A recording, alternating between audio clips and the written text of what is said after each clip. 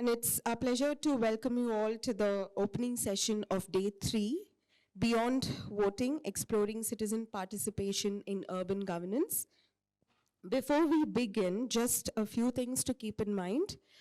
Please fill up the seats in front so people joining us later can be easily accommodated in the back. Please put your phones on silent mode. The loos are on the right. Tea, coffee, and snacks are available in the cafeteria, and the smoking area is to your left. We'll be taking questions at the end. Please wait for the mic to be handed to you before asking your question. This panel will explore the different forms of citizen participation and their impact on urban governance beyond the traditional methods of voting. It's my pleasure to introduce our panelists. Tara Krishnaswamy is a political activist and co-founder of Citizens for Bengaluru, a citizen-led group that works towards creating better governance and civic engagement, and Political Shakti, a non-partisan volunteer collective for increased women's representation. Tara has been a vocal advocate for transparency, accountability, and citizen participation in government decision-making processes. Zibi Jamal is an award-winning communications consultant with more than 15 years of experience. She's an active volunteer with Whitefield, a citizen group where she encourages public government participation to address issues Bengalurians face every day. Her key areas of focus are lakes, hyperlocal participatory governance, mobility, and air pollution. Priya Krishnamurthy is the co-founder and CEO of Children's Movement for Civic Awareness, a non-profit organization aimed at developing citizenship and life skills in young people with a vision to create a sustainable and inclusive India. At CMCA, Priya creates impactful programs that integrate research-backed learning principles with the innate curiosity and enthusiasm of children. Our moderator for this session, KC Deepika, is a city editor at The Hindu and has extensive experience covering various topics of public interest. Her reporting has encompassed a diverse range of subjects, including civic affairs, education, power, tourism, and environmental issues. Over to you, Deepika.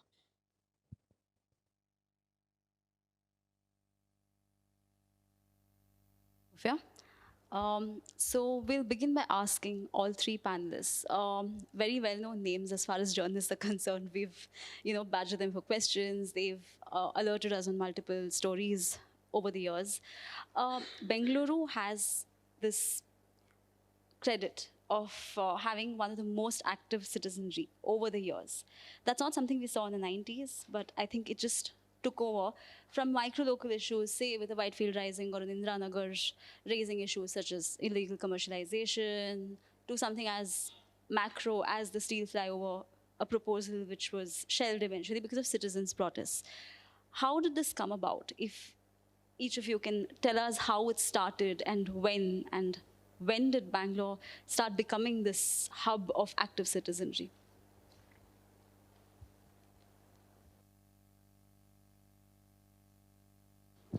I think there's always been active citizenry, but it might seem to have gotten louder at certain periods and sort of ebbed and flowed at certain periods.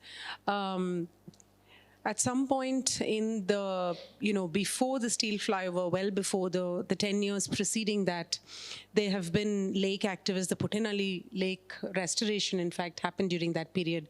There was the Balabrui, stopping of that, raising of that, and saving of the heritage that happened there at that time. But it is true that there have been, many people that have rued that when the MG Road Metro was originally, at the first instance started, decades ago, that at that time there were not protests to make sure that it went under and not over, sort of compromising on the beauty of that area forever, iconic beauty of that area forever. I think so I feel that there's always been activism, but a lot of it, both, and Zibi can say more about it with respect to Whitefield Rising, but even with steel flyover, a lot of it is responsive to stimulus, a lot of activism, right? When the government threatens to build a flyover, then people respond. When they threaten to sort of cut trees, then people respond. So it really depends on how large scale that project being proposed is and how destructive it is. I think that response comes. That said, like the MG Road Metro, I think people have regretted not doing it at that time. It's for me personally, I've been an activist for much before that, but that critical mass didn't happen till the steel flyover. The city really captured the city's imagination, and the city really did not want it, right? And you could sort of feel it everywhere from everyone, and social media to coffee shops to bookstores to everybody was talking about it. So that such a thing doesn't always come. It's sort of one of those things that comes every now and then. But once you activate citizens, keeping the momentum going is a bit easier, because government is always doing things that sort of trips on itself and isn't quite well thought through. So then it's much easier to do that.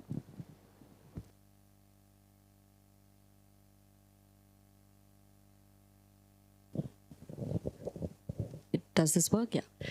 I must acknowledge in the mid-80s, late 80s, early 90s, I must place on record and acknowledge certain organizations and individuals who've really planted the seeds of what we call activist citizenship in Bangalore particularly. Swabhimana, an NGO which is no longer in existence, but which was started by Mr. Govardhan, a real giant in citizen movement and engagement in Bangalore.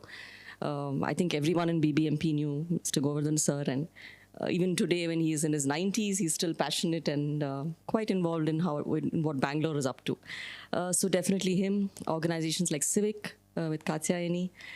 These were all organizations that really sowed the seeds of citizenship movements in Bangalore particularly. It was around that same time when we were talking of Bangalore becoming the next Singapore and all that in the 80s and early 90s, that really where was the voice of children in all this? We really didn't know. And it was in that context that Public Affairs Center, Swabhimana, these were all organizations that came together, and CMCA as an idea where the voices of children is amplified or is brought to the front in how they would want to inherit this city. So I'd like to acknowledge those people who sowed these seeds. And it was in precisely that context that PSC had typically we used to associate RWAs with retired people, who had time and therefore started getting involved. And it became apparent that young people needed to be involved in RWAs. And that was the effort of these organizations also, yeah. Everyone, thank you for giving this opportunity, and good to be here. And I'll echo Tara and Priya, with respect to what they said. I think Bangalore has always had very active citizenry. I remember that I think I met Leo once, and he was talking to me about how Cubbon Park, they saved Cubbon Park from it being like a very spiffy private hotel. And I can't imagine Cubbon Park not being there, right? I visit the park a lot. So I think there's always been active citizenry. Maybe it's much more vocal.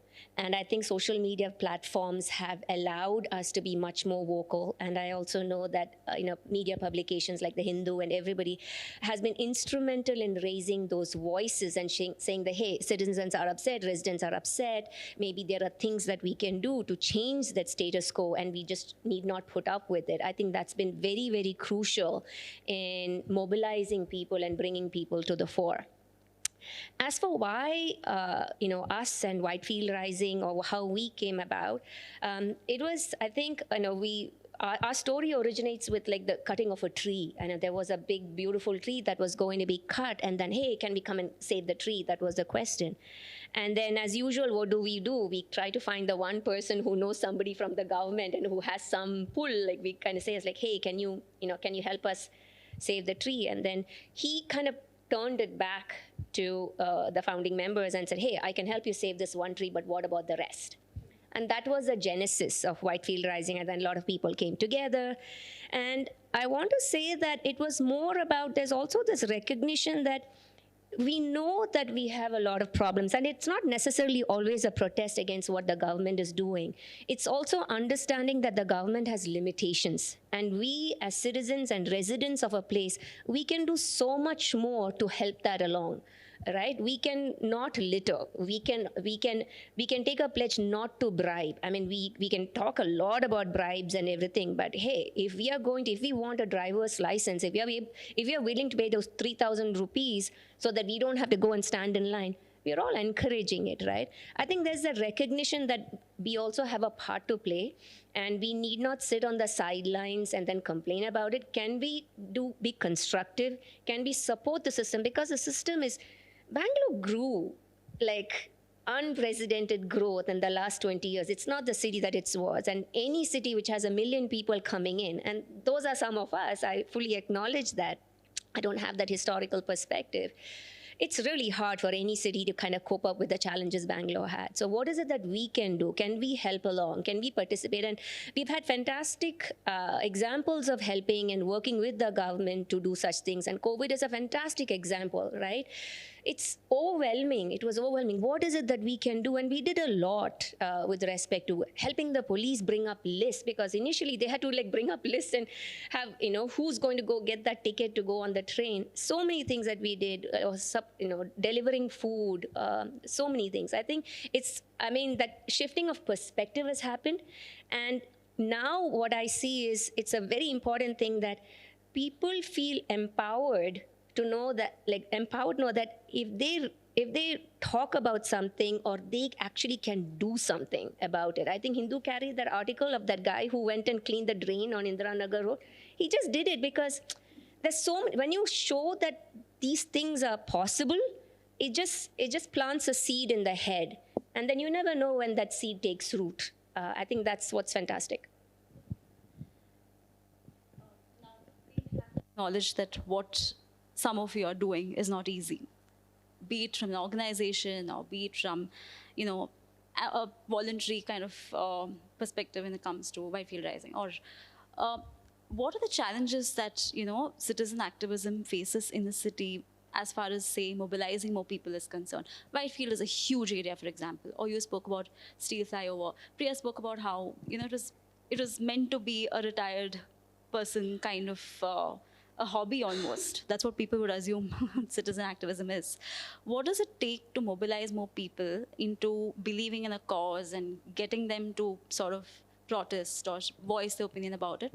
And second is, how difficult is it to get through to the government or the officials concerned?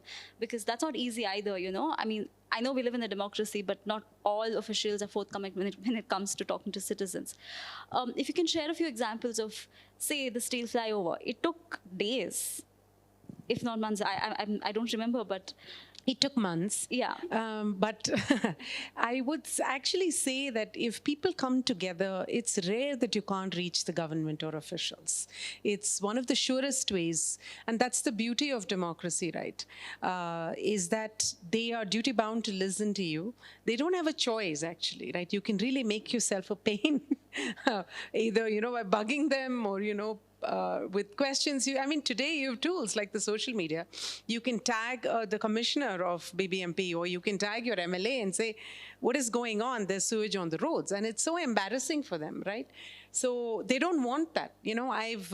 I've seen MLAs react to that, not just in terms of fixing it, but as soon as you see it, it's no different than, I don't know, you go to a restaurant and your kid or the teenager says, yeah, but you don't clean that properly either, kind of thing, right? It's like, oh my God, did you need to advertise that, right? So their reaction is like that too. So it's actually not very difficult to get their attention. I think one of the things we have is privilege, and that makes them actually pay more attention to us. As sad as that statement is, it is so, right? Even your question on activism, the fact is garment workers or Paurakarmikas have been organized as unions for decades. And they have been on the road for decades demanding, everything from minimum wage to, compensation. We don't associate that with the kind of things that a Whitefield Rising does or, any of us does, because I think we get the visibility because of our privilege also. So that sort of activism, which is activism, has been there for a long time. Say, you mentioned how steel flyover resonated with a larger crowd. Does that help? So I've done a lot of activism projects around women's representation around Steel Flyover. I always say that Steel Flyover is a campaign that ran itself. And the reason I say that is there are many, many different kinds of campaigns. Take a campaign like women's representation, okay? In most people, you have a set of people, which is, say, 90% of the people or 95% of the people for whom it isn't even an issue, isn't even visible. It's not even a thing. Okay, why should we worry about it, right? Your everyday lives are going on. Pothole is an issue. Corruption is an issue. The fact that, there are only like 14% women in parliament, or there's one woman in the cabinet here in Karnataka, and yet, it's not an issue for most people, right? Development, like always. Predictably. So that campaign is actually very difficult to run because you have to start with creating awareness, making people believe it's an actual issue. And then the locus, the geographical locus of it is not your constituency, your ward, or even your city. Because most of us sitting here will outrage if something happens in Bangalore. The same level of outrage is not there if something happens somewhere else, unless the thing itself is horrendous, like a Hathras or a Nirbhaya or something like that. Because it's far away, you don't have that same level of outrage unless it's horrendous. So to run a Karnataka-wide or an India-wide campaign for the parliament for such things is very difficult. With the steel flyover, it ran itself because there was spontaneous outrage. So the question is whether you can mobilize, organize people to get together and provide a grammar to the campaign and slowly start with petitioning the government, negotiating, dialoguing with them, at the same time applying pressure through protests and through media and press conferences and so forth, escalate that, turn up the heat until the point that they agree that this is citizens don't want it, right? So it really depends on the campaign. Sometimes it's very easy to mobilize people. Sometimes it's very difficult. A bit about, Whitefield Rising again is sort of limited to that area, though it's almost like another city that big. How do you sort of reach out? Like you mentioned how social media helps and the media helps, but how do you sort of convince people that this is an issue that needs to be covered in a larger sense, even though it pertains only to one particular area in the city? I think it is definitely more challenging. People are willing to come out and spend their time when it kind of like Tara says, when it affects them very directly. I think our largest campaign was the Save Whitefield protest that we did back in 2018. And we had about 10,000 people on the road, right? Actually, we didn't expect. We thought it was about 1,000, 2,000, but it was 10,000 people from across. And I had these ladies who came and talked to me, and I was just standing in a sea of people and said, we will join you. We will march to Vidhan Sauda and from Whitefield, right? Because the children were stuck in the bus for 4 hours. Mothers, women especially came out. They don't usually, a lot of women don't come. But when it affects their children, there is nothing like it. So I personally participated because my 2 boys were stuck in the bus for 4 hours. So it really got me going. I remember because of this one movement, I remember I had written a story on how many students in Bangalore, parents are shifting them to not day scholars. They're no longer day scholars, I think. They're shifting to hostels. So weekly boarding. The weekly boarding. Weekly boarding. It's ridiculous. I mean, in the same city, your parents live in the same city, but you're putting your kids in boarding schools. Yeah. But to the question of how do we kind of restrict ourselves, like you said, to Mahadevpura and Whitefield issues. But, a lot of the things that steel flyover, we fully supported. We attended, I think Praveer is here. He will also, he also came in. Because there are larger issues as well which will affect people. I remember talking about Hathras, because Tara mentioned Hathras. It's a girl child. We have women living in Whitefield. It's not like Whitefield is somehow a community where abuse of women and children does not happen. There are larger issues sometimes where you have to stand in solidarity with a lot of the other movements that are happening. So I think we evaluate that on a very, from from a very critical lens, and then we say that, hey, we have to support these issues because it affects everybody. These are president-making issues that happen, so we have to lend support. So if it, so it's always challenging, but a lot of it is about creating awareness, highlighting the issues. And I have to say that in Bangalore, it is, the government officials are not hard to reach. Actually, they're all quite nice. I would say that the system is a problem rather than, sometimes the systemic issues are just too vast. I mean, they're all quite welcoming and they will give you a patient hearing. I remember going with Tara to meet one of the MPs and he unloaded on us because there was a postcard campaign. But after he unloaded on us, he listened. Right? He just like, why did you have to write that campaign? Blah, blah, blah. It was just like really, really bad. Blah, blah, blah, blah. But you know what? As citizens, like Tara said, we have to do these things. We have to make you listen.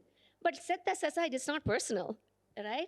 I think you can always have a very civic and civil discourse that they're able to understand, and you can present your cases. They will all pick up the phone. They will call you back. And sometimes it's hard to get meetings, but you have to persevere. In everything, we have to persevere, and that's what we have to do. And of course, there is privilege. We can pick up the phone and call. I totally acknowledge that. And, but, you have some leverage, use it. I don't know if you were getting at the mechanics of it, but basically it involves, in talking to people, if you get a sense that there is some momentum around this, it's worth pushing. You always do that little pilot thing. And then it involves a lot of social media, attracting of people, WhatsApp groups, organizing of people. And it's like putting together any other event. Like if you've put together a school event or a college event or a company event or a family event, this event, right? Where you kind of designate roles for people, except it's volunteers, right? Somebody will say, I can only spend, half an hour, this weekend, what can I do? Well, take the poster and propagate it to as many people as you can, or, make a post about it, right? And tag a bunch of media people so that they can see it. So if you can figure out various roles that people can play and look at the event as an event, right? Then there's a lot of scope for a lot. You don't have to dedicate your life to activism. You can hit and run. You don't have to commit to every campaign that people run. Which reminds me, by the way, in Freedom Park today, there is a solidarity, I'm going to be there, solidarity for the wrestlers in Delhi. So if you can, please do join, 3 to 6 p.m. To be from an organization, and that to a well-known one, when we talk about, Zibi and Priya spoke about, Tara spoke about how they have to leverage citizens and they have to reach out. Do you think it makes it a little easier if you're from a well-known organization per se? Yeah, CMC is not me alone. There are hundreds of volunteers and across 5 states. It's not just Karnataka also. But I must say that to make it clear, and that's why I even reached out and said, am I a right fit in this panel? Because I'm in education for citizenship. For us to have many Taras and many Zibis and a critical mass of active citizens, really a citizens movement which is very strong and thriving, we have to start young and really engage children. What do kids in schools learn about citizenship? It's really that civics textbook, which is how many people are directly elected to the Sabha, how many people are indirectly elected, the rights and fundamental duties, and a very academic thing. This amendment, that amendment. So really, there's no real safe space experience of democracy and citizenship for children. It's very theoretical.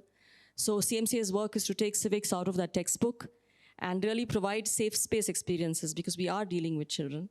And much of our work is in government schools, in rural Gram Panchayat libraries. Most of CMCA's programs run for the children who come from backgrounds where their engagement with government and dependence on government is much higher than children from private schools. Children from private schools and from gated communities or from better placed localities, if the power goes, the UPS comes on or the genset comes on. If water goes, automatically somebody calls the tanker, you're not running short. Things just happen till the state kicks in. By the time there are 100 calls to BESCOM or everybody else and the pressure is on. But for children whose dependence is high on the state, who don't have these fallback systems, that is a very different experience of engagement with the government. Because CMCA works in institutional spaces, in schools and Gram Panchayat libraries, we work with government a lot. We are in partnership with government, and we find incredible good officers across levels. And I think that the key is to, and because we are dealing with children, it's no use leaving them more cynical. They already come to us cynical. At 14, they're already quite cynical. They already have impressions that what's the use, miss? Everybody just pays bribes. Or, in certain studies that we have done, children say that it's okay to pay a bribe because everybody else is. Okay, and you can get away with it. Okay, so they're already coming to us fairly cynical. And really children, and that's why I said innate curiosity and innate optimism and hope is so important. So we work a lot with government. We realize that government also responds, obviously, very well to children. I think where we are weak in urban contexts, and CMCA works in both rural and urban contexts, and where we are weak in urban contexts is institutional mechanisms for children to meaningfully participate.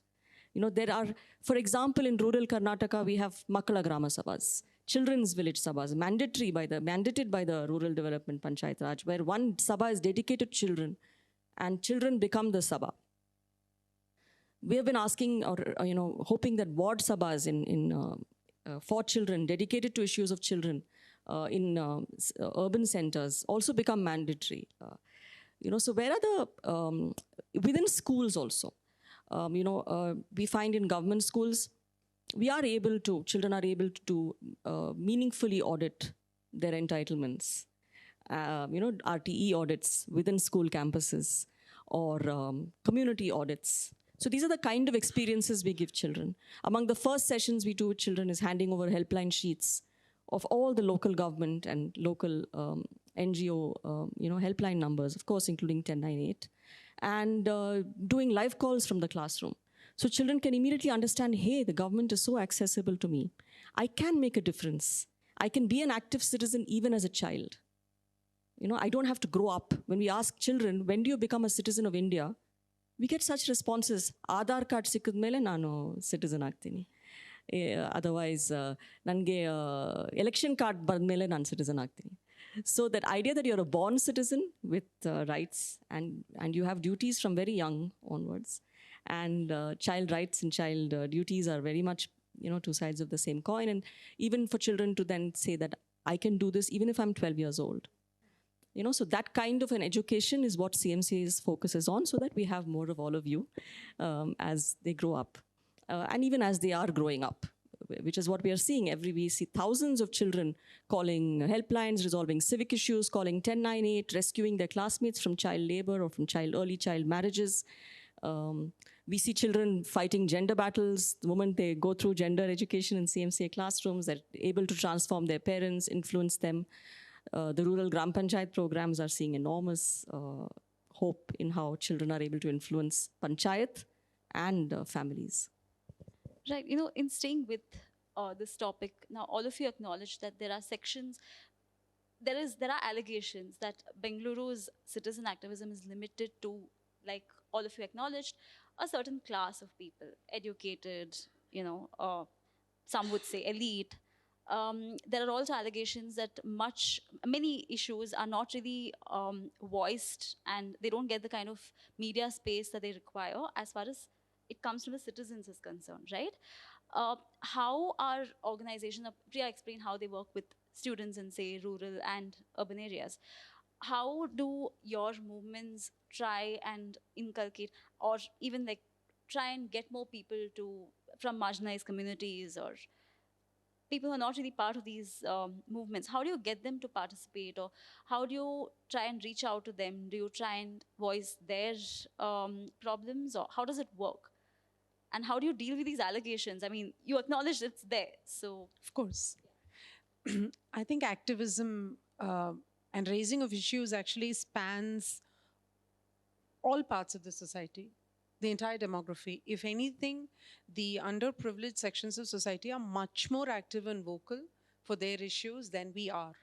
As someone who also works with women's representation, when I see female representatives, male or female doesn't matter in this particular example, go into apartment complexes and try to have sort of a meeting with the residents versus go into a slum or a lower income group area and have a meeting with the residents.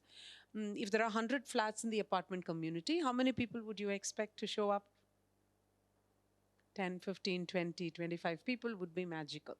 But then when you go into the lower income neighborhood and have it, if there are 100 homes, tiny homes, highly clustered and, highly dense, you will not only see the man and woman of the house, you will see their children, from the youngest to teenagers to the youth to being a joint family, the senior citizens, the old woman, every single person will show up. You will have 800 people in that meeting from 100 homes. I've been in these meetings time and again and again and again.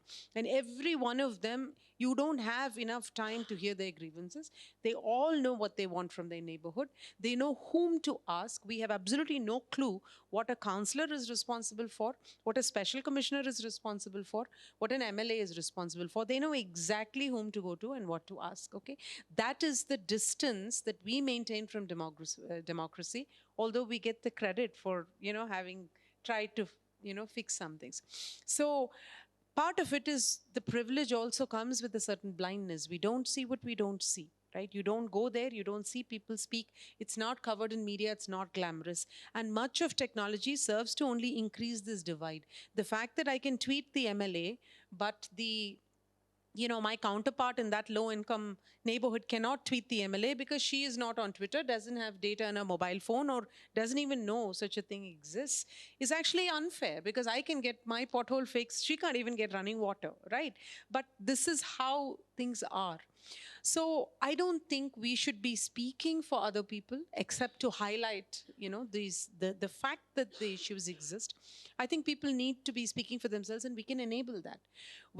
So the most recent thing that I had, been lobbying for after the new government came in is that ward committees need to start including children. We need to double the size of the ward committees. We need to have more representatives from slums and more inclusion of children. Because and inclusion of children in cities, because cities are horrendous for children, as they are very difficult for women or for senior citizens, right?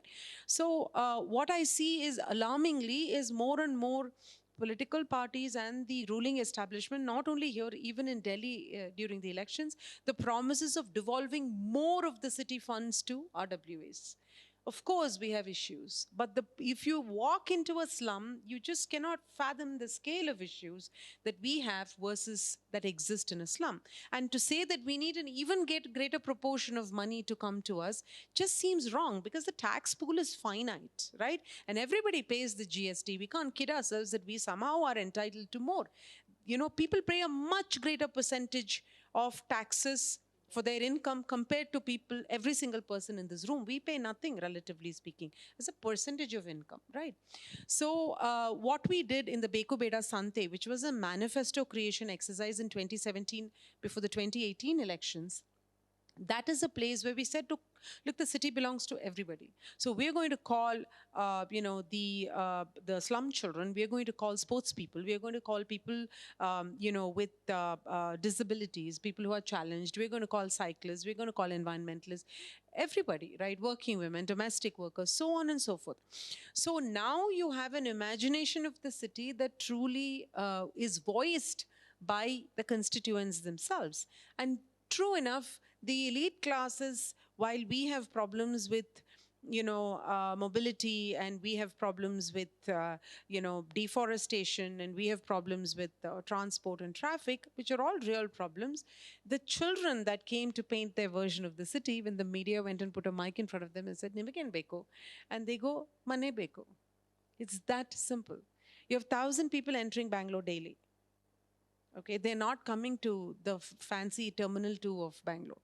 They're getting off in the bus stand. They're getting off in some Mofussil bus and some Mofussil bus stand, actually. They're not even getting off in the Majestic area. And, they're coming in by trains. And if you think about when you get off at that bus stand, what transport is available for you to even get into the city properly? How do you even get into the city? You've come family, lock, stock and barrel, right? And then where do you go stay? We don't have every ward can have temp housing, so people can rent it, right? They don't have, right? You can apply whatever kind of rules around that, regulations around that, or limits around that. But every ward needs these metro workers that are in our own wards. Where do they stay? Nobody knows. Every day we see them from early in the morning, we're complaining about they're making noise and, oh, I can't move. Where do they live? No idea. Where do they use the bathroom? No idea. So we have fundamental issue of blindness more than anything else, more than traffic and I think providing for platforms, whether it's ward committees or citizen organized forums where people can speak for themselves, would be one way to go. Get this a lot, that Whitefield Rising is made of a bunch of people who have come from outside Karnataka and speak in English and maybe accented English as well. May I have a little bit of that, sorry. But it's not true. I think people know us for saying like potholes and mobility and all of that, but that's not all that Whitefield Rising does. We do a lot of work otherwise. We have started an organization called Bengaluru to address domestic violence and abuse that women and children face, and that's been running for more than 3-4 years. When during Vartur Lake is a great example. We are all talking about Vartur Lake and how it's spilling, and there's a foam and all of those things. But we ensured that the NGD committee had a meeting with farmers and people who live in and around Vartur, so their voices of what is it that they want with the lake. And what should be done, because they had a lot of ideas about where the plant, whatever needs to go, where the silt needs to go. So I think a lot of the accusations that we get is not correct. But are there things that we could do more to make sure that there is inclusion and that their voices are represented? There's always scope for improvement. Partly also due to invisibility that like Tara was speaking and like, Priya was speaking about children too. We do a lot of work in the government schools. We partner with Whitefield Ready, whatever support that they want.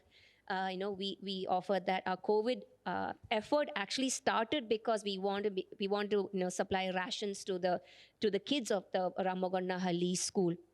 We are working on Vartur Maternity Hospital actually that is being rebuilt.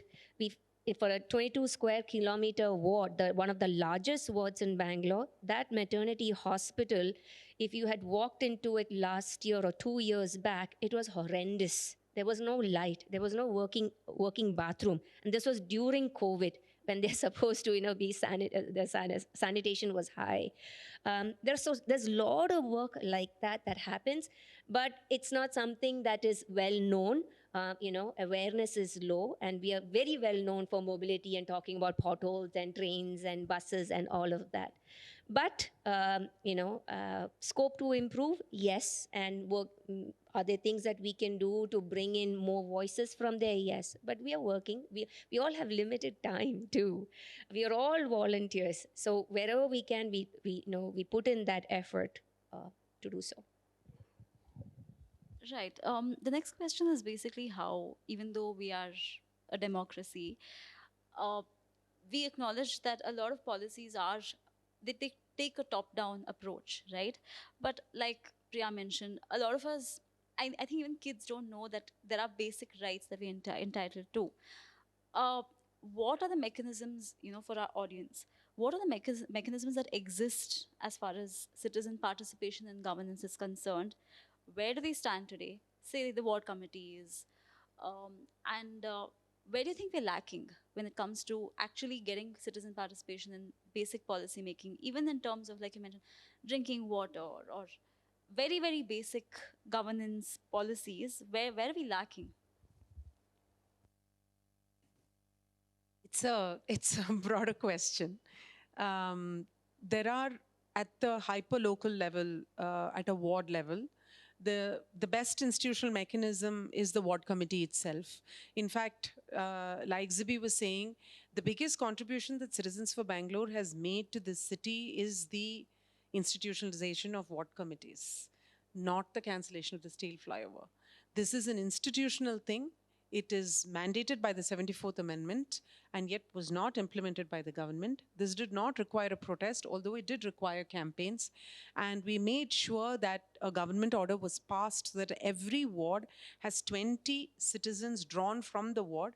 And there's already reservation in that, where you have a representative, where you have women, SC, ST, RWA, slums, all of that is there, except 20 is not enough and we need to include children, sure. But every ward is supposed to have a weekly meeting, and we got the government order passed that it happens on Saturday morning at 11 a.m.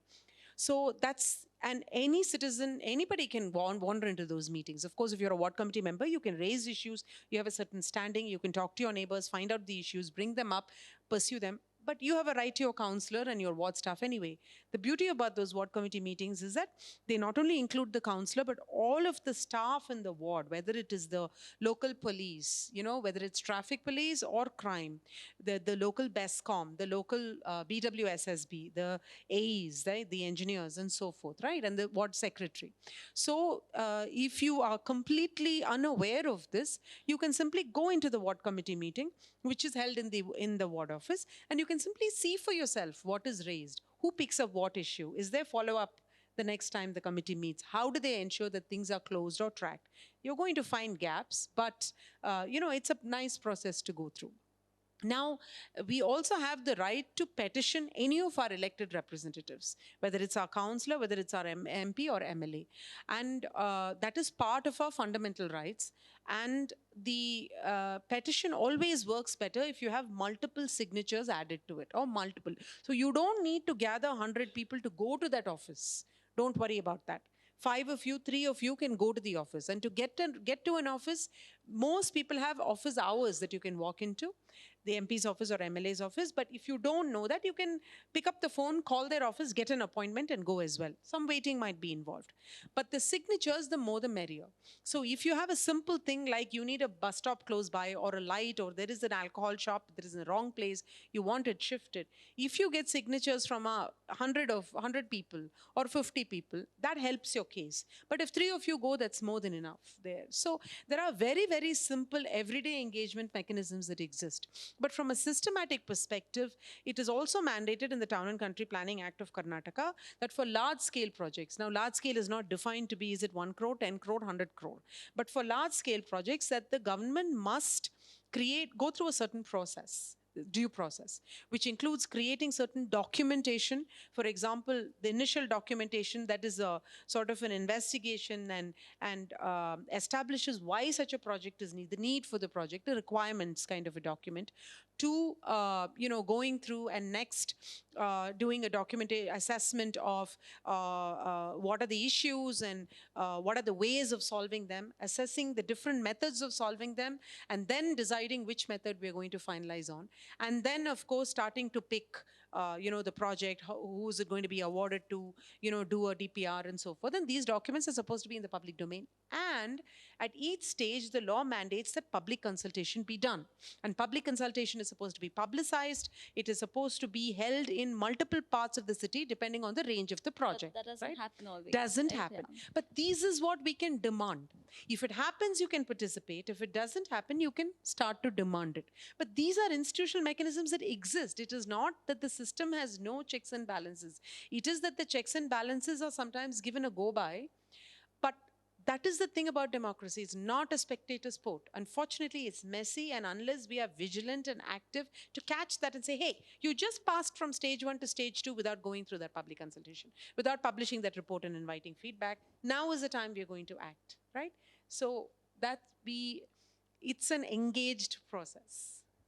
Priya, you work in an organization which actually kind of enables this, right? You're educating people on the processes. If you can tell the audience a bit about where organizations such as yourselves stand in terms of educating the public, and where people can pick up these, like Tara mentioned, there are checks and balances for everything, which a lot of people may not be aware of.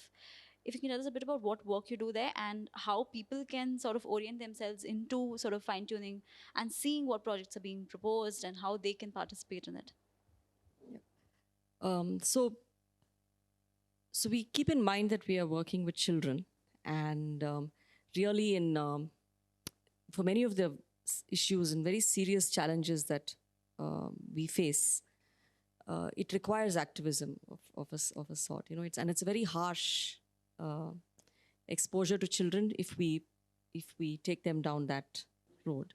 That is for them to discover as they grow older and as they start engaging more deeply with these issues, and then become more serious about how they engage with government.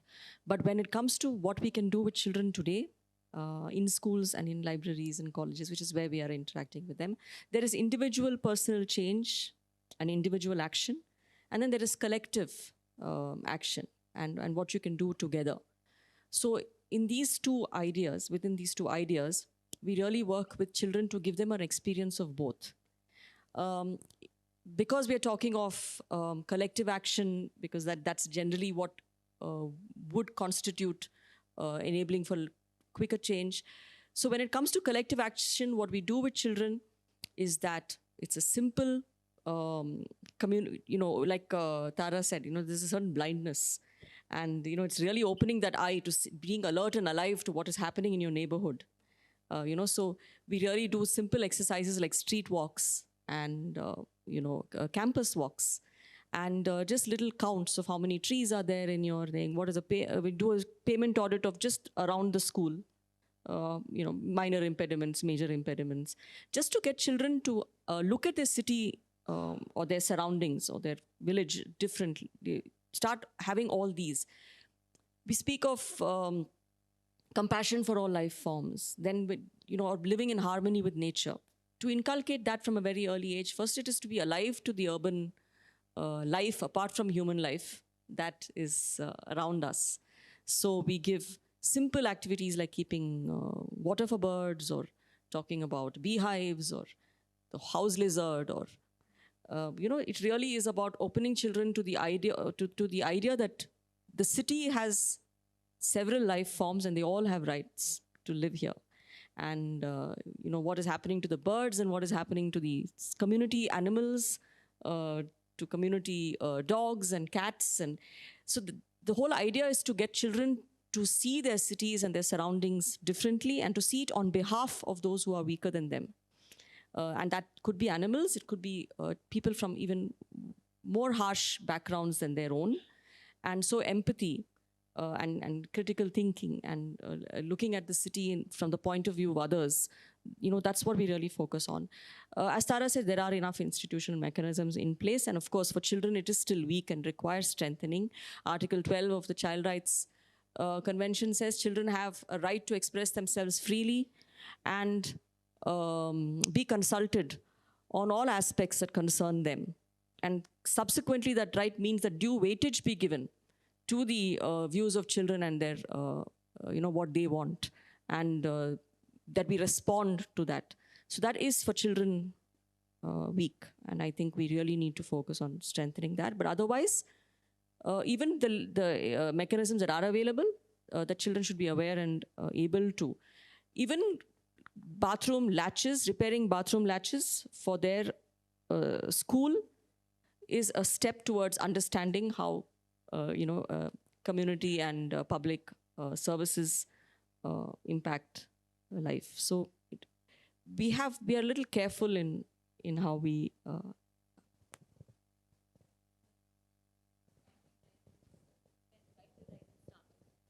How aware of all of you of the existing mechanisms, and what does it take to kind of educate more people? Like you mentioned, I mean, Whitefield is a mini city in itself, like I always say. There are all kinds of people. How do you educate them on what mechanisms exist? How do you get people to be part of ward committees? How does it work on the ground? I think it's a constant education process, right? I think when Tara and Priya were talking right now, I was just thinking, what does it take to change somebody? I think it's from a perspective, there needs to be a critical shift that needs to happen in the mind, for me as I see it, and that's what happened for me too. It's like you put up with a lot of things. It's like this, I can avoid that pothole, or the trees cut. Yeah, it's like this. You kind of think it's like this, it's like this. From there, it needs to shift to, it need not be like this, right? That it need not be like this need to happen. And then you become much more active, and then you start demanding for better. Because believe it or not, we actually get a lot of questions. Why is Whitefield demanding? I mean, we get a lot of questions. I'm surprised. Why can't we demand?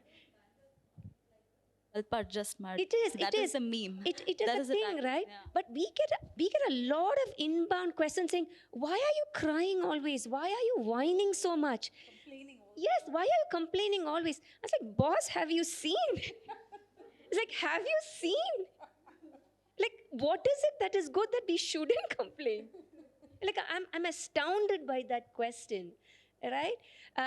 So for me, it's like, and I think it's also, I mean, it's a lot to do with culture and how we are told to adjust. It's okay. You know, I think it's got a lot to do with that. But that'll take like 100 years plus years. But what is it that we can do? I think it's constant education. Even with the current election that happened, right? We had a lot of people who does not know what an MLA is supposed to do, what a corporator is supposed to do. When MLA is not supposed to come and fix a pothole. But that is what we are thinking, right? Everybody is thinking of the MLA has to come and fix a pothole. There is a constant need to educate people. There's a constant need to tell them what are the roles and responsibilities, what are the systemic processes that are available. And I think for us, we view Whitefield Rising as a platform. We have created this platform where you can raise an issue that you are passionate about, that is bothering you, find other like-minded people or people who are facing similar issues, come together, we will facilitate, we will give you the know-how, if we have information on that, we will share that information so you can take it forward. Because frankly, like me or Praveer or Veda, whoever, we are not able to solve anybody's problems. We cannot. It's not possible. But we have information. We have information for you on how you can get your khata without a bribe. We have that set process. We have like these steps that you can follow. And if you want a backing of an organization because you're afraid to go as an individual, we are there to provide that. Because a lot of people will include Whitefield Rising's email when they're writing to the revenue officer and they're getting their papers. We have saved, like I would like to say, 3 to 4 crores for people they have not had to pay a bribe to get their khata. I mean, we have documented that. Like, we have that. For how to get your OCs, how to go to the BESCOM office and get your name transfer without. I have gone to the BESCOM office. I did not know, but I followed that process and I've gone to the BESCOM office and got. It's actually easy. It's not complicated. And we have this belief that going and talking to the officers, it's such a hard thing. I think there is a mind block that is there, but it's not, once you just go to an office and talk, you'll realize it's not there. So there are a lot of these processes. We have done videos, we have held talks, we have held workshops, we have held community events where connect the dots. We have held a Whitefield Habba, which is a Sante, to bring people together. I think more of these, when we are able to share information, break it down and give it to them, like this is what you have to do, a lot of these things work. And ward committees, again, it's crucial that we have ward committees working. I think when I started with Whitefield, I didn't even know what committees were. I didn't even know that it was a constitutional requirement. Katyani ma'am has done so much work. Now that from where we have seen like 5-6 years back when ward committee was just a concept that was being floated around. Now at least we have, it's mandated that should be held every, twice a month. The first and the third Saturday, it has to be held. And going into the ward committee, you can raise these issues. There is a BWSSB or the engineers are all there. You can WhatsApp them. You can get the engineer's number. Once you know that is possible, actually things change. There's a shift that happens. Like, hey, you can. If somebody asks me right now, it's like, yeah, this is the AE. Call them. Call Mamata and say the garbage is not picked up or something like that, right? So I think we have to continuously educate and we have to put that information out there and then things will change. I think she makes a very valid point, that we just don't know better sometimes. And I think that is that awareness and education that, we also focus on. Like I said, just giving helpline sheets to kids so that they know whom to go to for what. Yeah. And they start calling. Yeah. But that said, I would like to add a caveat that for many serious issues, it does help to copy that organization that has been working on it. Government also, like for example, sometimes I get contacted because I also work on gender issues by someone who says this woman has been brutalized or has been run away or children have been trafficked. If I just told the person, please go to this Ashoknagar police station, here's the cop's name and number, and they took the child and went there, may happen, it may not happen at all. You just won't be taken seriously. This is why you see these horror stories of women saying, I got molested, I tried to tell the cop, and it was an even worse experience than the thing itself, right? It does help to go along with an NGO that is working in that space, that has kind of worked out the modalities, noticed something about Indians, and I know that person, kind of a thing. And cops and government departments also function the same way, that if you're a new person with a very serious problem, it's difficult sometimes. Yeah, and the few instances that when we talk about 1098 to children, and when children have used it, among the first steps we tell children is to go to an adult you trust, and invariably that adult could be very much the same, say, volunteer. And therefore, as this moment it comes to our notice, it's very right what Tara says. We have to protect, we have to be there as an organization to ensure that that situation is managed in such a way that the child remains safe for the... Right. Talked about, do you know how many risings are there in the city? Yes. There are many rising, and it gives us so much. We're just so happy to see that. I think that's what gives us a lot of joy, that people are coming together, banding together. I mean, sometimes they put the name Rising, but even then, like on Twitter or social media or Facebook, we see there's so many, like Martha Halli Rising. It gives us, like, that itself is mind-blowing. That, people are empowered and then come together and raise voice. And even two people coming together can be a rising. Why not? Right? So it's amazing. Now, we spoke about elections. We have a new government in place. There are two questions that arise out of the recent elections. One is, there's this constant talk of how Bengaluru is a poster child of voter apathy. We know there are issues with electoral rolls, but we can't deny the fact that not everyone's out there and going out to vote. That is one half. The second half is, Bangalore is another strange case where Karnataka has seen governments change, but Bangalore somehow ends up re-electing our MLAs. Some of them are on their 8th or 7th term, if I'm not wrong. We see the same MLAs winning. In Whitefield, in Mahadevpura, there is a strange case. No, for the benefit of audience. That's the democracy we deserve. So, two questions arise out of this. One is, we, on the one hand, the city has this really active citizens groups, people who are constantly voicing their opinions, but there's also vote apathy. That's one half. Second half, are we really that happy with the way the city is governed that we are re-electing our MLAs so many times? On the voter apathy part, our rolls are a significant problem. There is, if you look at the voter roll analysis done by, PG Bhatt and some of the folks that have seriously worked on voter rolls, even if you talk to political parties, there is a good 20% at least that is stuffed. So, which is wrong, because it's dead people, it's people that have shifted out, it's people whose names are repeated, 20%. So if you talk about, Bangalore's voting percentage being 56% or 55% out of 100, it's really 55% out of 80. It's not 55% out of 100. And if you'd say 55 out of 80, it's not very different than the rest of Karnataka. It'll come to the same 70% odd. In fact, Karnataka's voting percentage itself is less than Andhra Pradesh, Telangana, Tamil Nadu, many of our own neighboring states. And what I also think is that part of what you say is true. Bangalore is one of those, while many cities have in-migration, there are a couple of differences with Bangalore that are very stark. If you look at a city like Chennai, there is a lot of in-migration of people from other states, but there's also a lot of migration of people into Chennai from Tamil Nadu itself, right?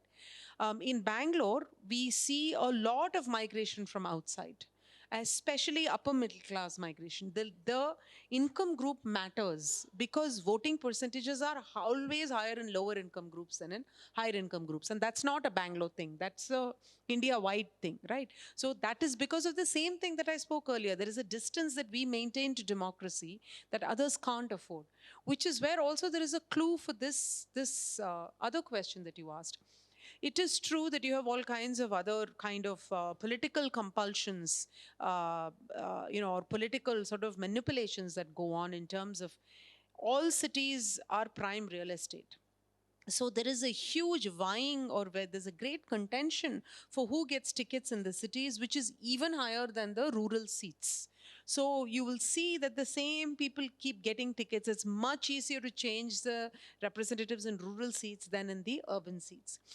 And real estate and politics are very closely connected in cities. A lot of the sitting politicians are real estate barons in some way or the other, right? Somebody might own all of the, sort of PWD contracting. Somebody else might own the garbage collection. Somebody else will own all the bars and pubs of Bangalore, right? All by all, I mean whatever significant portion, right?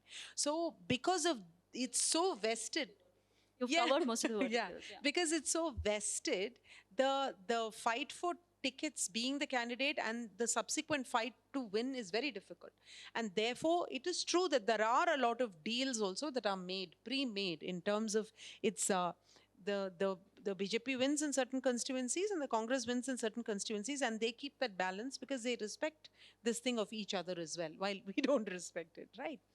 But all that said, we look at when there is such gross failures in Mahadevpura or in an LR Nagar or in any of the other areas, why do you have the same people being elected? But there are a lot of voters that depend on the political class for their day in and day out requirements. Like I said, the lower income groups, which are a significant portion that can shift the win-loss margin. And for them, they know that their lot is not going to improve overnight. Most of Bangalore slums, according to the government, Bangalore has 800 and odd slums. You go to the Slum Development Board webpage, it will tell you there are 800 and odd notified slums in Bangalore. Satellite imaging of slums, time and again done by NGOs, shows that there are more than 2,500 slums in Bangalore itself. Okay. And it also shows that generationally people live in slums. You never escape the slum, right? Generationally. You can remember, all of us claim, oh, I educate my household help son and daughter, and therefore they went, everybody will claim that. And therefore they went to a better college and got a better, all that is true. But generationally, they've been living in slums and they'll continue to live in the same slums.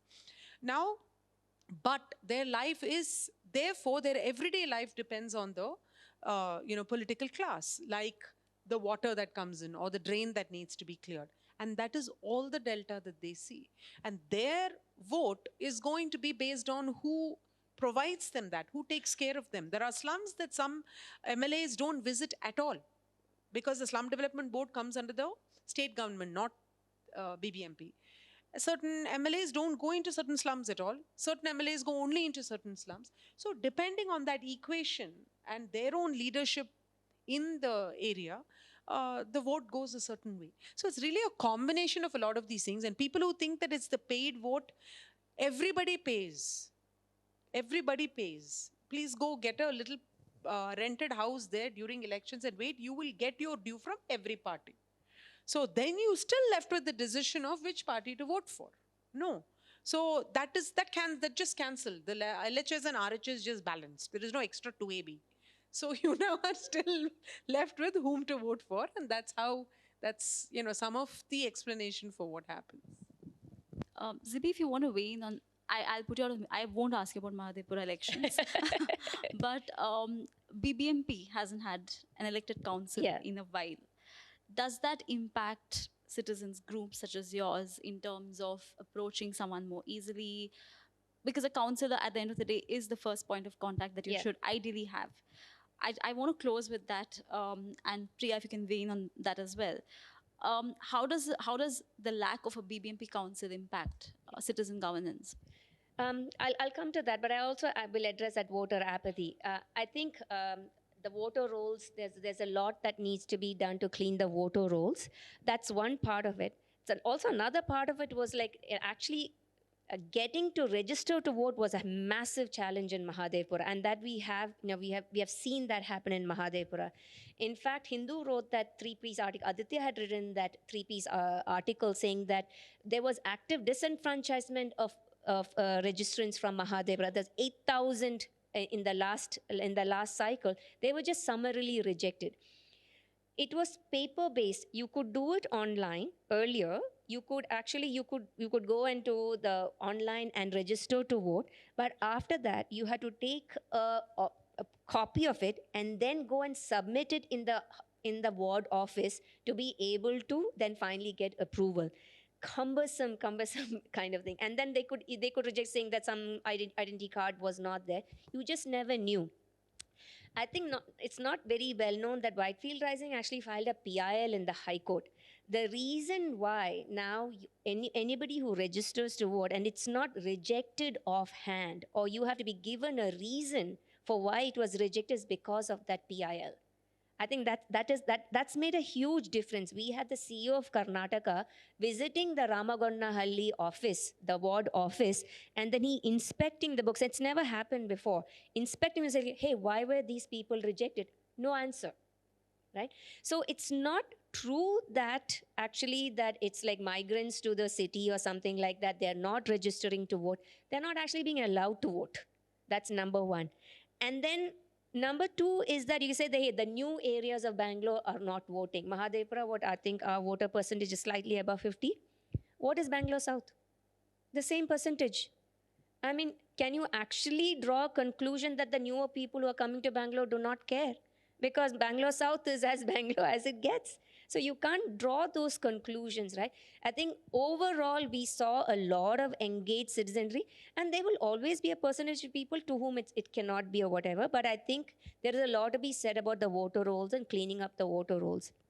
As for BBMP elections, yes, it's not been held, it's like, 2.5 years. The delimitation exercise is the big one. And that itself, there are huge problems with the delimitation exercise. We have actually, as Whitefield Rising, submitted a letter to the ACS saying that the way the exercise has been done is unscientific, actually. If you look at Mahadevpur, if you look at the different wards, a ward size and the number of people in a ward supposed to be 45,000 for it to be able to be governed well. We are looking at 75 to 80,000 in each ward or in Mahadevpura, right? How are you able to do the work that you need to do? If you have Pulakesh Nagar or Sadashiv Nagar, which is 1 square kilometer, you compare and contrast it with Varatur, which is 22 square kilometers, you get the same budget.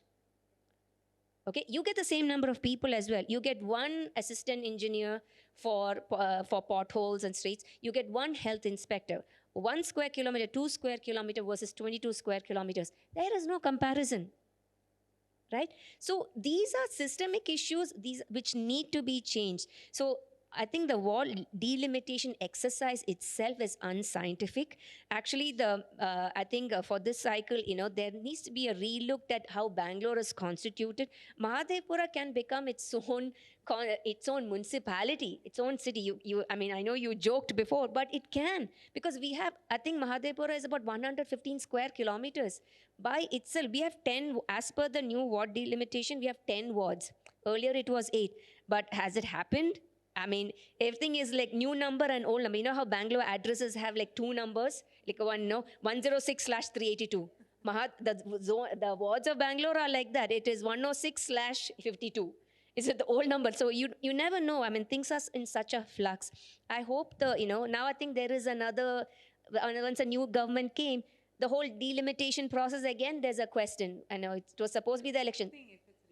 Because it should be redone. It's unscientific. Yeah, there are apartment complexes that are cut in half by the delimitations. Literally, they're in 2 different wards. Actually, so wards how do you get the water and anything else? In Mahadevpura, the wards itself are not contiguous. There are small chunks, different chunks. There is like, one small chunk here, one small chunk here. I think Bellatore is 3 different parts. How can you do it, right? And if you're looking at population numbers, you don't have to do a census to find it, because for solid waste management, as well as for these things, the citizens or residents of each zone has been mapped very, very accurately. These are government data. You don't have to do it again. This information is available already. So use that data. You don't have to do the census, and do it a scientific way. So by that count, Mahadevpura itself will be 20, 30 wards. So I think there needs to be a call for that. Census is because you need to declare some wards as SCST wards and so That is true, but a lot of that information is available already. That need not stop you, is what I'm saying. Yeah. No, I'm not sure how I can weigh in on. Just in terms of approach, because counselors in general are meant to be far more approachable. Yeah, no, definitely it's desirable to very quickly. But I understand that, the issues that you're talking about and that citizens need to be involved in this process, and if something has to be corrected, it is going to take time. And that's very important in a democracy, I think. Not to rush and do something because it's desirable, but to do it right and to do it with citizen involvement. Yeah, so I think in that sense, what I'm hearing is are steps in the right direction. But having said that, of course, the local government and your councillor is the very soul and grassroots of democracy, and any attack on that definitely impacts rights of citizens. And therefore, it is going to impact, and it is impacting in very real and harsh ways, not even in the ways that you and I may see it, but probably in much harsher ways for some other people in the city. So yeah, the sooner the better, but do it well. So, and because we are wrapping up, I want to say all admiration for the incredible work that both of you are doing, and I'm even more admiration for the audience, whose stomachs may be growling, but are still hanging on here and listening to what we have to say. So Speaking of right which, back at do we you. have time for questions, Sophia? Yeah. If there are any questions from the audience.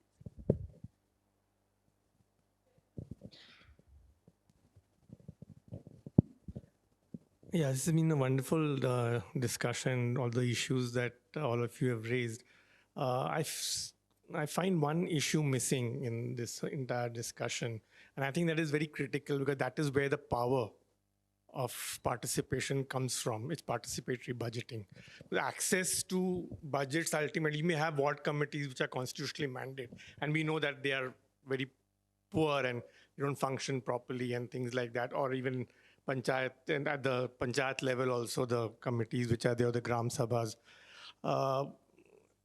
Just to give examples of where it works, I mean, I think there are a few countries across the world where there's a very strong kind of element of participatory budgeting, but there are three I would like to give. The first is the obvious one, the Porto Alegre thing from Brazil, which began the whole process of participatory budgeting, where citizens are directly involved, began there.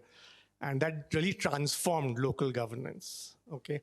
The other two countries are China and Switzerland, where the local communities have the entire budget in their hands, and then they are able to kind of determine what are their needs and wants and how they would like to get them implemented. So I think this is something which is missing within the Indian context. In Pune, they have tried it out.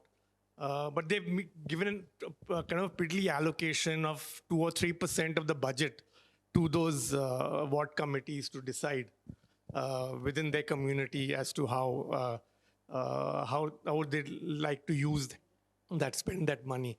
So I think this is very critical. And I mean, I've looked at public finance globally, and this is what I have learned, that I mean, without having access to budgetary resources, you can say that I want all the children immunized, but if you do not get the appropriate number of vaccines or do not have the infrastructure to deliver it, then you're going to miss out children from getting immunized, or for potholes to be there. I mean, you need all the budget, and that should be in the control of the citizens.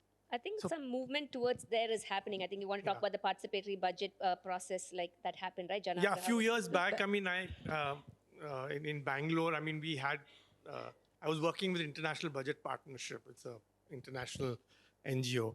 And we kind of tried to initiate through the Public Affairs Center a process of participatory budgeting in Bangalore, but it just collapsed. Those, like you said, like the BBMC Public Affairs did not, Janagraha that do this, right? But that's from outside the system. outside. It doesn't sustain. Actually, as part of the functions of the ward committee in the law, Yes. budgeting is very much a critical part of the No, but function the both allocation ways. is not given directly to the. No. It's So I'm coming decided to by that. the ward office or the municipal corporation as a whole. The implementation is absolutely pathetic, right? You don't, by law, it exists that citizens can roll up the budget requirements, and then the money should come directly to the ward committees in order for them to decide to spend. What I was trying to say is that we have this constitutional mandate of ward committees, the the People's Sabha and things like that. But they're not being, these are the rights of the people, citizens, and to participate in the governance process, but they don't happen.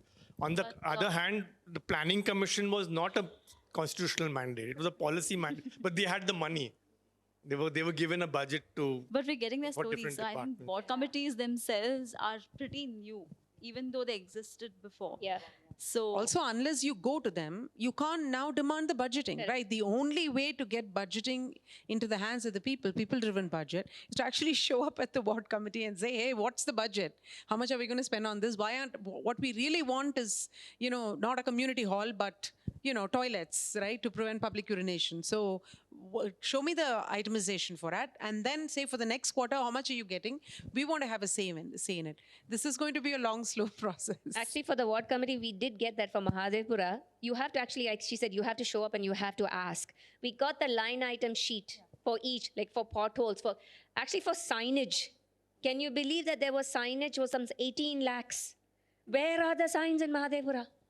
Sign will say MLA name and corporator Whatever, but name. 18 lakhs, 18 lakhs for all the signs in what ward or 2 wards. It's amazing that it's there, but it's there. But the first point is we get that, and then you have to now work on okay, now you ask about there is this budget. All that is there. All that is there. All that is there. True. Yeah, that is in the law, actually. That is in the law. In fact, even if it were decided by the corporation, it would be half acceptable. For us, it's decided by the state government, with the corporation having no teeth at all and no say in that's the what I matter. meant by top-down engagement. That's pretty much what everything is. Yeah. But that said, Kerala. Committee is working, and that process of getting the ward committees working, it's moving forward in the right direction, as Priya has been saying. It's moving forward. It's slow, but it's moving forward. Also, there is an element of, significant element of participatory budgeting in Kerala for the panchayats, in the panchayats, yeah. Perhaps if citizens such as yourselves can raise your voice and actually start asking for it, it'll, yeah. The process is slow, but I guess.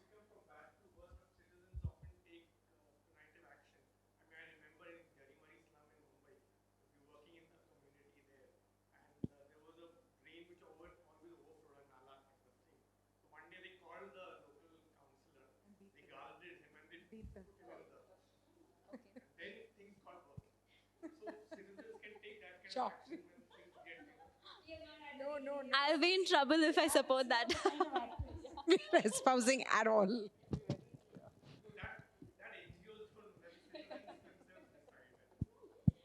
just by walking alongside Kiro, there are some cases. I ended up being arrested, so I don't think we want to imagine these things. Well, I mean, Malleshwaram, a peaceful protest attracted some action. So yeah. So, we can take one more question if anyone has one. Yeah, please.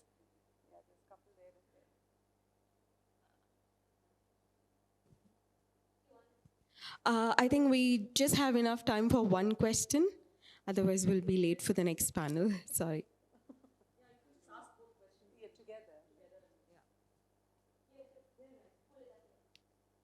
You were making a mention earlier about some of the issues faced by lower income groups, right? So another thing that I think got missed, or something that maybe I would like more awareness on, is alcoholism, the problem of alcoholism faced in lower income groups, families, and domestic violence arising out of that. So do you have enough women, or even children for that matter, coming forward to report these cases of alcoholism and to take action against that? Because I think sometimes it's not done so often, to my knowledge. There are cases that, so Whitefield Rising is actually, like I said, we have a lot of connects to the government schools locally, because Whitefield Ready, a partner of Whitefield, we partner with Whitefield Ready. So we get to kind of maybe know through those channels. And as I mentioned, we actually started Bembala. Bembala is an organization to provide support to victims of violence, domestic violence and abuse for women and children. It's completely free, anonymous. There is a set, there is a full structure that is available. Bembala is actually in Vaidehi Hospital in the maternity wing. They have a small office there. In between, during the pandemic, when that could not happen, it was actually inside Whitefield police station. There was a small room there. And it's been a huge, a huge support for the cases that come to us. It is challenging to get to know because a lot of people do not come forward to report it. But, not just a lower income group, actually, we get reports from all classes. And it's not a issue that is limited to class. It's actually all through. In fact, Bembala ran a very hard-hitting campaign which had like women from the higher income group, or like a CA or a lawyer saying that I get beaten, or this pictorial representations. It's not limited actually. But maybe there might be issues about coming forward to report it. And that also happens across classes. So it's not an issue that is limited to classes. I'm not as knowledgeable about whatever, but so I know my knowledge is certainly limited. But Bembala was started to address those issues and provide that support. Bembala actually goes to the villages and conducts awareness sessions, and with kids. We have sessions that are happening in the government schools and everywhere. So there is a resource, and they also have they have done campaigns as well. So there are efforts towards that. Also, I think the not only does it pervade classes, what we see and hear, whether it is, these cases, formal counting of the cases only happens through police reports. Okay. And first of all, most of us, for most crimes against us, even simple crimes, like if you got, if something got stolen or if your car got hit, if your car got hit, you're very unlikely to file a police report. You'd settle with the person and keep on going. So, it's only a fraction of cases that go to the police. And in the case of domestic violence, because of cultural acceptance of domestic violence, until it gets to the point that someone is brutalized, which is why you end up putting a Bembala inside a hospital. Just think about that, right? Bembala is in the hospital. Why would you go to a hospital to, because most the awareness and the understanding that any violence is, the classic question that every domestic violence survivor faces is, do I leave after this one slap? It's just one slap, right? That is a cultural thing, right? And you won't hear it. You won't hear. So the number of cases reported versus the number of cases happening is astronomical ratio. And the ones that are reported, not to the police, even to a doctor that come for help, are the ones that have gone where brutalization has happened and you need medical attention. Other cases you won't even know about, right? So we have a huge awareness issue in front of us. Recent survey on domestic violence in Bangalore among college girls only, the majority of college girls, well over 70%, reported that a husband slapping wife or significant other slapping is fine. That's not... it was a National Family Health Survey. Karnataka has the highest number domestic violence of people saying it's okay to get beaten. Yes. I mean, And forget the college. highest rate of Among domestic India, violence. Karnataka had the highest number saying it was okay. Yeah. This is young girls. Young girls as old as Young 14. girls. CMCA's own study said something like Yeah. 43% of girls and 47% So, of boys to me, felt it's okay to be beaten for certain reasons. To me, the issue is just the awareness and recognition that violence is wrong itself is missing. Where is the question of saying, come and report? Report what? Where do you draw the line? And then what action do you take if the entire society thinks it's okay? And you're talking young people. Yeah, I think we've completely run out of time now. So the panelists are available even after this, I think, for some time. So if there are any additional questions we couldn't take.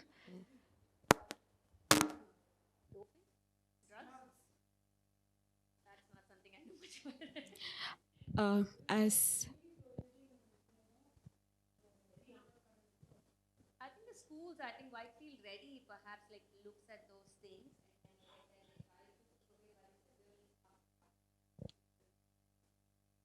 See, overall,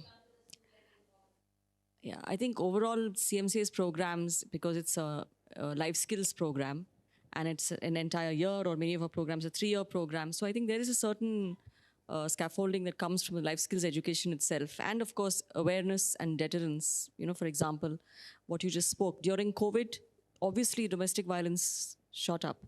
and the entire focus was on health of the physical sort. And therefore, we would actually call homes and put it on speakerphone and speak about 1098 and say that, these things, if it's happening, so it's more to warn the adults around the child that there is someone for that child. You're not just anonymous. It's not going to be unnoticed. We would literally call homes and say, is your mother there? Is your father there? Put it on speakerphone. If this is happening, call 1098, call us, call 1098 or call your CMC teacher. So, there is that fear and deterrence that adults should know that children know. Adults should know that children are aware. Then they are a little more careful. That's one way that CMC approaches any of these issues of violence and